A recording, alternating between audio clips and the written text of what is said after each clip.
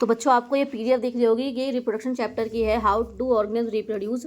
Class 10th का एक chapter है रिप्रोडक्शन वाला, बायोलॉजी का। इसमें मैंने ये सारे इंपॉर्टेंट क्वेश्चन समड अप कर दिए हैं 14 पेजेस के अंदर। अगर आप इतना भी प्रिपेयर कर लेते हो तो आपको रिप्रोडक्शन से कुछ और करने की नीड नहीं है। HBSC बोर्ड के लिए, CBSE के लिए भी इंपॉर्टेंट क्वेश्चन के हिसाब से उनके लिए काफ़ी रहेगा। तो चाहे बोर्ड आपका CBSE हो, HBSC हो, ये इंपॉर्टेंट क्वेश्चन के उसमें फॉर्म में आपके काम आ जाएंगे। ये क्वेश्चन है mode of A sexual reproduction, जो आता ही आता है 5 नंबर में। तो ये कुछ दिया गया है इसमें, फिजन हो गया, बडिंग हो गया आपका, spar formation, fragmentation, spirogyra, regeneration. उसके बाद रिप्रोडक्शन की डेफिनेशन क्या होती है, एक मतलब एक और पेरेंट बॉडी से दो मतलब ऑर्गेनिज्म जो बच्चे पैदा हो जाते हैं सेम स्पीशीज़ के, उसे हम क्या बोलते हैं, रिप्रोडक्शन। इसके टाइप सेक्सुअल और एसेक्सुअल रिप्रोडक्शन। ठीक है, एडवांटेज क्या है सेक्सुअल रिप्रोडक्शन का, तो वेरिएशन देखने को मिलती है। और वेरिएशन के रिगार्डिंग जितने भी आपको फ़ायदे दिखते हैं वो आप इसमें सारे लिख सकते हो। ठीक है, आपको दिख ही रहा होगा इस पीडीएफ में ये। उसके बाद है यूनिसेलुलर और मल्टी सेलुलर ऑर्गेनिज्म में डिफरेंस आ सकता है, मे भी बहुत लिटल चांसेस है, बट स्टिल कह सकते हैं कि आ तो सकता ही है। Mode of A sexual reproduction मैंने ऊपर ऑलरेडी आपको बता दिया है, ये रहा मोड वाला क्वेश्चन और वो ऑलरेडी ऊपर है। अब एडवांटेज क्या होता है वेजिटेटिव प्रोपगेशन का, ये कुछ एडवांटेज लिखे पड़े। फ्लावर का डायग्राम आता ही आता है। ठीक है, इसके मेल रिप्रोडक्टिव पार्ट का डायग्राम आ सकता है, फीमेल का भी आ सकता है। तो ये जो ऊपर वाला पार्ट है सोलन पार्ट, उसे एंथर बोल देते हैं, ये फिलामेंट है, दोनों को मिला के हमने स्टेमन बोल दिया। ऊपर वाले पार्ट को फीमेल वाले में बोल दिया स्टिग्मा, जो डंडी जैसा उसे स्टाइल, और नीचे जो पेसल पार्ट है उसे हमने बोल दिया ओवेरी। और तीनों को मिला के हम दो नाम देते हैं, या तो पिस्टल बोल सकते हैं या कार्पेल बोल सकते हैं। फिर एंजियोस्पर्म प्लांट वो प्लांट होते हैं जिनके सीड एनक्लोज होते हैं फ्रूट के अंदर, और उनके सेक्स ऑर्गन किसके द्वारा कैरी किए जाते हैं, फ्लावर्स के द्वारा कैरी किए जाते हैं। फिर इसके पार्ट्स की क्वेश्चन आ सकता है कि पार्ट्स ऑफ फ्लावर बताओ, तो मैंने सबको थोड़ा डिटेल बता दिया, स्टेमन को, कार्पेल को, सेप्टिकल्स को। फिर यूनिसेक्सुअल फ्लावर और बाइसेक्सुअल फ्लावर्स क्या होते हैं उसकी भी आपको मिल जाएगी। पॉलिनेशन क्या होता है, एक ऐसा प्रोसेस जिसमें जो एंथर होता है वो जाके फ्यूज़ कर जाता है या चिपक जाता है स्टिग्मा के ऊपर, से बोलते हैं पॉलिनेशन। अब सेल्फ पॉलिनेशन क्या होता है, मान लो एक ही सेम फ्लावर है, एक फ्लावर है उसके अंदर दोनों है, मेल भी है और फीमेल भी है। तो उसके जो एंथर क्या करेंगे, मान लो जो मेल पार्ट एंथर में से पॉलिनेशन निकलेगा और उसे सेम फ्लावर के तुम्हारे स्टिग्मा के पास जाकर स्टिक कर जाएगा, तो ये सेल्फ पॉलिनेशन है। तो यहाँ हमने लिखा है डिफाइन प्लस ऑफ करके, तो पॉलिनेशन का ऊपर का आप पूरा डिफाइन लिख दो, उसके बाद आप क्या लिख दोगे, ऑफ सेम फ्लावर कर दिया। तो मतलब इसको डिफाइन करूँ सेल को, तो कैसे करोगे, process of transfer of pollen grain from the anther to the stigma of the pistil of the same flower is called self pollination. Cross में क्या बन जाएगी डेफिनेशन, जब दोनों फ्लावर डिफरेंट डिफरेंट होते हैं, मतलब एक में मेल है और दूसरे में फीमेल है, तो वो एक फ्लावर से दूसरे फ्लावर में जाएगा, तभी तो क्रॉस हो रहा होगा ना।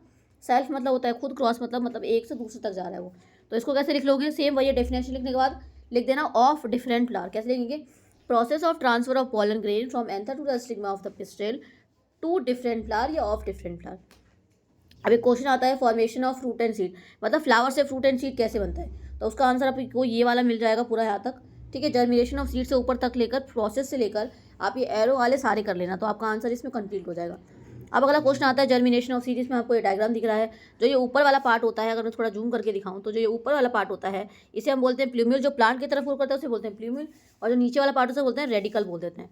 ठीक है, इसके बाद हमारा आता है जर्मिनेशन ऑफ सीड में सारा पॉलीमर। कॉटिलेडन्स क्या होते हैं, जो ये मतलब बगल बगल में जो लिखे पड़े हैं उसे कॉटिलेडन बोलते हैं, जो सीड होता है उसे कॉटिलेडन बोल देते हैं। प्यूबर्टी के टाइम पे कौन कौन से चेंजेस देखने को मिलता है, देखो कॉमन भी पूछ सकता है और बॉयज़ और गर्ल्स का अलग अलग करके भी पूछ सकता है।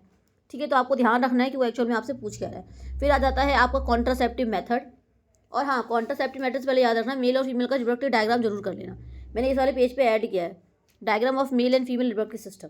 इसके बाद कॉन्ट्रासेप्टिव मेथड क्या होते हैं उसके तरीके, natural method, barrier method, oral contraceptive जिसमें हम पिल्स ले लेते हैं जैसे मालाडी।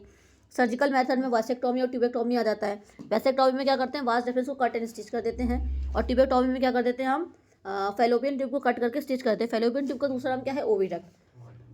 फिर ये IUCD intra uterine copper devices. अब कॉपर डिवाइसेस दो तरीके होते हैं, एक तो कॉपर मैट IUCD और एक हार्मोनल भी होता है। ठीक है, तो हार्मोनल क्या करता है, थिक म्यूकस की वो कर देता है, लेयर बना देता है यूट्रस की लाइनिंग पे। ठीक है, तो कभी कभी क्या करते हैं इसकी वजह से कहते हैं ओव्यूलेशन स्टॉप हो जाती है। इसके बाद है कॉन्ट्रासेप्टिव मेथड को क्यों अडॉप्ट किया जाता है। एक आपका STD को लेकर क्वेश्चन पूछ सकता है, सेक्सुअली ट्रांसमिटेड डिजीज क्या होते हैं, जैसे कि आपका गोनोरिया हो गया, HIV हो गया, ये सारी आपकी सेक्सुअली ट्रांसमिटेड डिजीज है। तो बेटा यही थे आपके रिप्रोडक्शन के सारे इंपॉर्टेंट क्वेश्चंस। ठीक है, मैं एक बार इसको थोड़ा धीरे धीरे करके PDF को थोड़ा ऑन कर देती हूँ, देख लेना एक बार ध्यान से। ठीक है,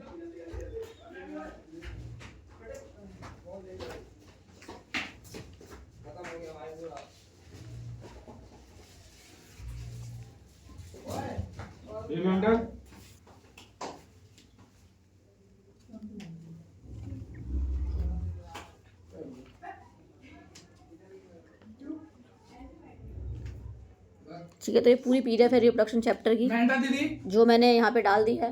ठीक है, आप पढ़ लो अच्छे से, ये इंपॉर्टेंट क्वेश्चन है पूरे पूरे रिप्रोडक्शन के, ठीक है। तो इसे पढ़ लोगे तो काफ़ी अच्छे नंबर स्कोर कर सकते हो। इसे डन कर लोगे तो एक तरीके से आपके सारे इंपॉर्टेंट डन है, चाहे वो CBSE बोर्ड का हो चाहे वो HBSE बोर्ड का हो।